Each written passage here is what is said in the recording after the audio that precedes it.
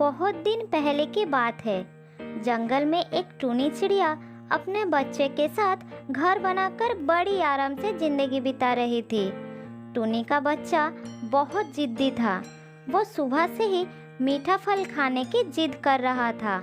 इसीलिए टूनी अपनी सहेली तोते के साथ मिलकर मीठा फल ढूंढ रही थी, मगर अभी तक उसे पूरे जंगल में मीठा फल नहीं मिला था।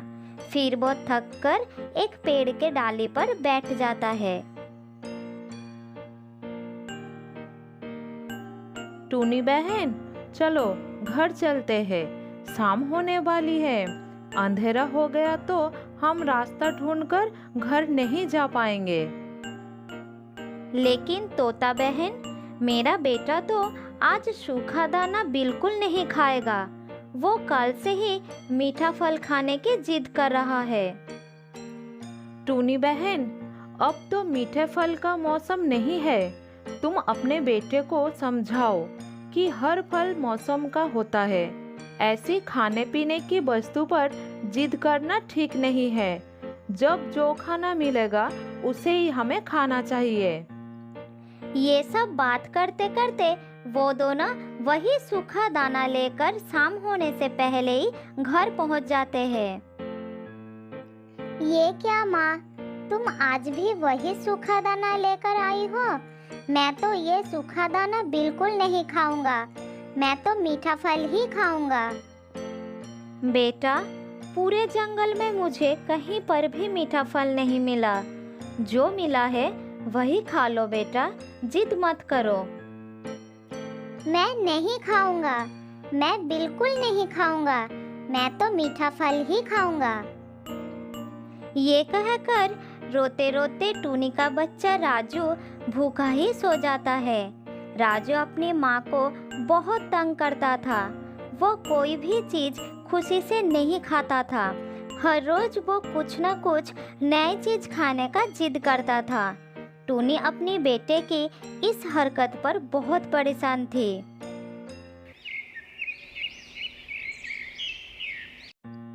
अगले दिन सुबह टूनी सोचती है कि आज वो अपने बेटे को सीख जरूर देगी। इसलिए टूनी बीमार होने का नाटक करती है और वो अपने बेटे से कहती है, राजू बेटा, मेरी तबीयत ठीक नहीं है। आज तुम जंगल में जाओ और अपने लिए मेरे लिए कुछ खाना लेकर आओ। मैं आज बिल्कुल बाहर नहीं जा पाऊंगी बेटा। लेकिन माँ, मैं कहाँ से भोजन लाऊंगा? मुझे तो जंगल का कुछ पता नहीं है कि भोजन कहाँ पर मिलेगा। तुम बाहर जाकर देखो बेटा, वहाँ तुम्हें तोता मौसी और कबूतर काका मिलेगा। तुम उनके साथ चले जाना और जहाँ से वो भोजन ढूंढे तुम भी वहीं से ढूंढ लेना।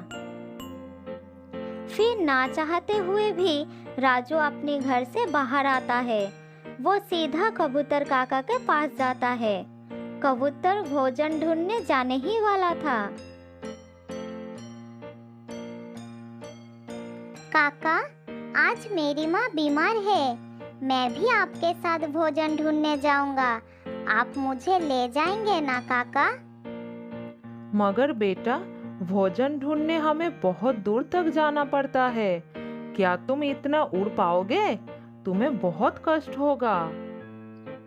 मैं उड़ पाऊंगा काका, मुझे कोई कष्ट नहीं होगा। इतना कहकर कबूतर काका राजू को लेकर भोजन लेने निकल जाते हैं। रास्ते में उन्हें तोता से भी मुलाकात हो जाती है। फिर सब मिलकर पहाड़ों की तरफ निकल जाते हैं। एक जगह कुछ अनाज के दाने देखकर वो उधर जाते हैं। राजू के लिए ये सब कुछ नया था। राजू जब वो दाने देखकर खाने के लिए जाता है, तब कबूतर उसे रोक देता है। रुको रुको राजू, रुको। वहाँ किसी शिकारी ने जाल बिछा कर रखा है। अगर हम ये दाने खाएंगे तो हम शिकारी के जाल में फंस जाएंगे। फिर वो सब वहाँ से उड़ जाते हैं। राजू बहुत थक गया था, लेकिन वो क्या करता? उसे दूसरे पक्षियों के साथ उड़ना पड़ता है। उड़ते उड़ते वो सब एक चावल के खेत में पहुंच जाते हैं। यहाँ बहुत सारा भोजन है, जी भर कर खाएंगे और घर भी ले जाएंगे। लेकिन मौसी, मुझे तो मीठा फल खाना है, वो कहाँ से मिलेगा? बेटा, सूखे का मौसम चल रहा है। ऐसे मौसम में सूखा दाना मिल जाए तो बहुत है, और तुम मीठा फल ढूंढ रहे हो। बात करते करते वो सब एक भी चावल का दाना नहीं खाया था। तब खेत का किसान आ जाता है। वो आते ही जोरों से आवाज करता है, भागो भागो, किसान आ गया, जल्दी भागो, नहीं तो वो बंदूक चला देगा। राजू ये सब नहीं जानता था। वो समझ नहीं पाया कि ये सब क्या हो रहा है, मगर वो दूसरे पक्षियों को उड़ता देखकर उनके साथ ही वहां से भाग जाता है। थोड़ी दूर जाने के बाद सबने देखा कि एक सूखे पेड़ पर एक चील बैठा है।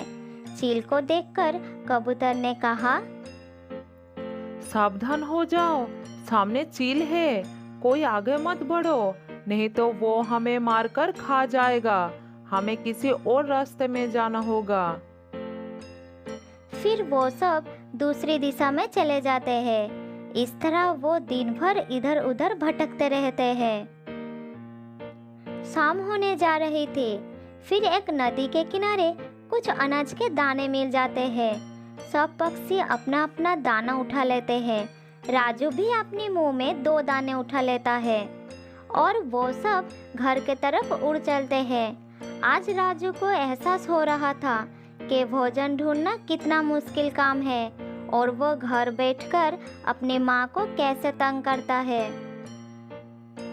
माँ माँ, मैं अनाज के 2 दाने लेकर आया हूँ, देखो माँ। मगर राजू बेटा, तुम्हें तो मीठे फल खाना था, वो क्यों नहीं लाए? माँ, मुझे माफ कर दो। मुझे आज पता चला है कि भोजन लाने के लिए कैसी कैसी मुश्किलों से सामना करना पड़ता है। मैं फिर कभी आपको परेशान नहीं करूँगा। जब जो भी मिलेगा मैं खुशी खुशी खा लूँगा। फिर माँ बेटा दोनों ने मिलकर एक एक दाना खा लेते हैं। माँ, आज तो सूखा दाना भी मीठे फल जैसा लग रहा है।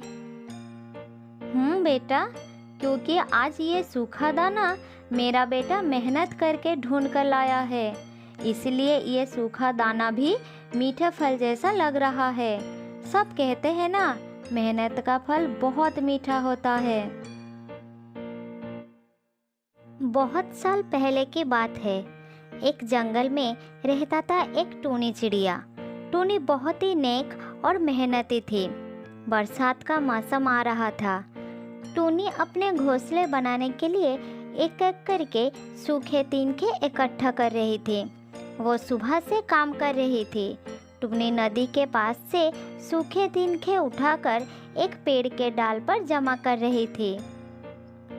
अगर मैं इस तरह काम करती रही तो बहुत जल्द ही मेरे लिए एक सुरक्षित घोंसला बना लूँगी, फिर आराम से अपनी जिंदगी काट जाएगी। टूनी के घोंसले के पास ही एक पेड़ पर कालू नाम का एक कौवा बैठा था। कालू बहुत आलसी था। वो टूनी का कारनामे बहुत ध्यान से देख रहा था। उसे भी अपने लिए एक घोंसले की जरूरत था, मगर वो काम करने से डर रहा था। थोड़ी देर बाद कालू टूनी को कहता है, अरे ओ टूनी बहन, तुम तो सुबह से बहुत मेहनत कर रही हो। ऐसे एक एक तिनका जमा करके घर बनाना तो बहुत मुश्किल काम है। मैं तो तुम्हारे जैसा मेहनत नहीं करूँगा। मुझे कोई आसान तरीका बताओ। मेहनत में कोई आसान तरीका नहीं होता है। हमें अपने लगन से काम करना होता है। मेहनत के बिना कोई फल नहीं मिलता है। इसलिए कहते हैं, मेहनत का फल बहुत मीठा होता है।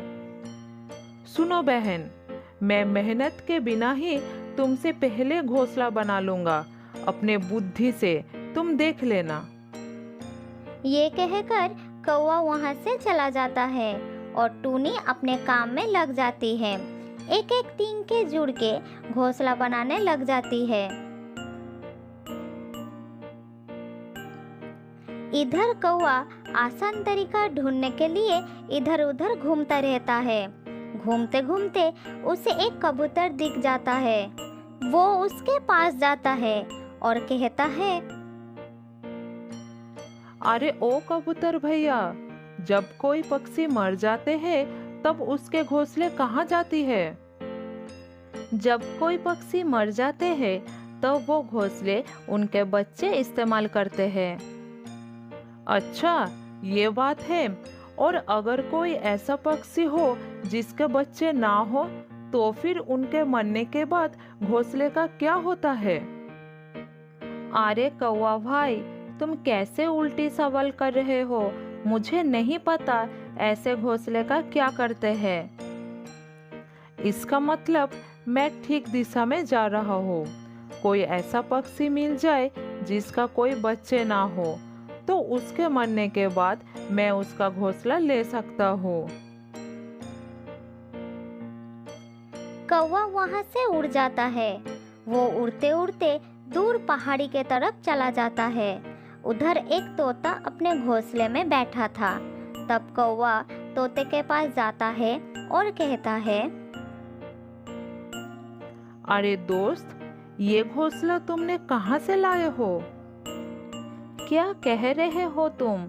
ये घोंसला एक एक तिनके से मैंने खुद बनाया है। इसको बनाने में बहुत मेहनत की है मैंने।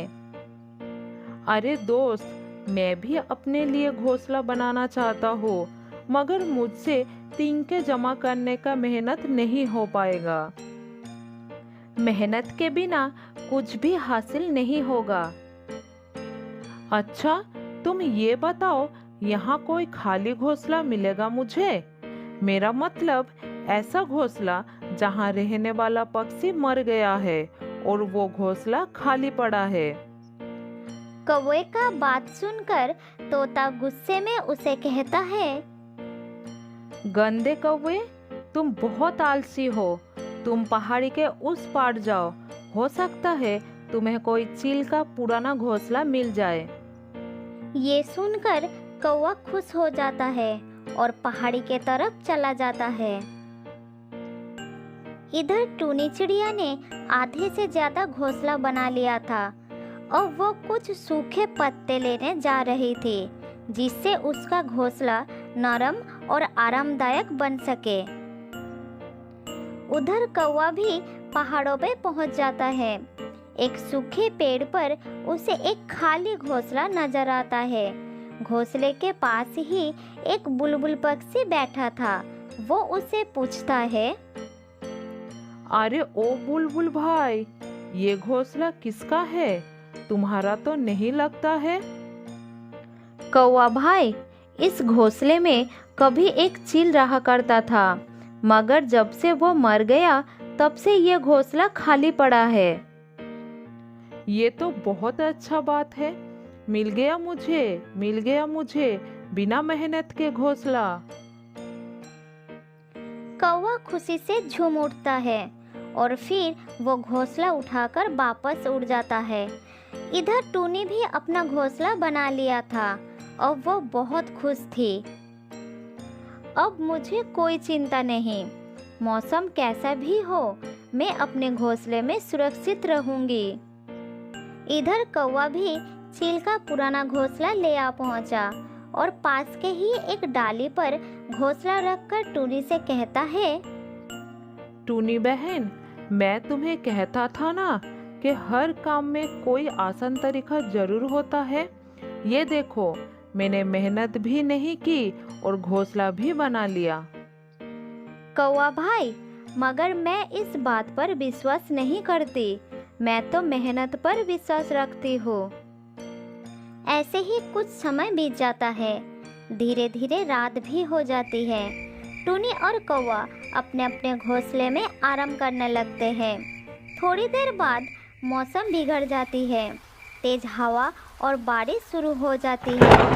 तेज हवा के कारण कौवा का पुराना घोंसला टूटकर जमीन पर गिर जाता है और कौवा बेघर होकर रोने लगता है। अरे ये क्या, मेरा घोंसला तो टूट गया। अब मेरा क्या होगा?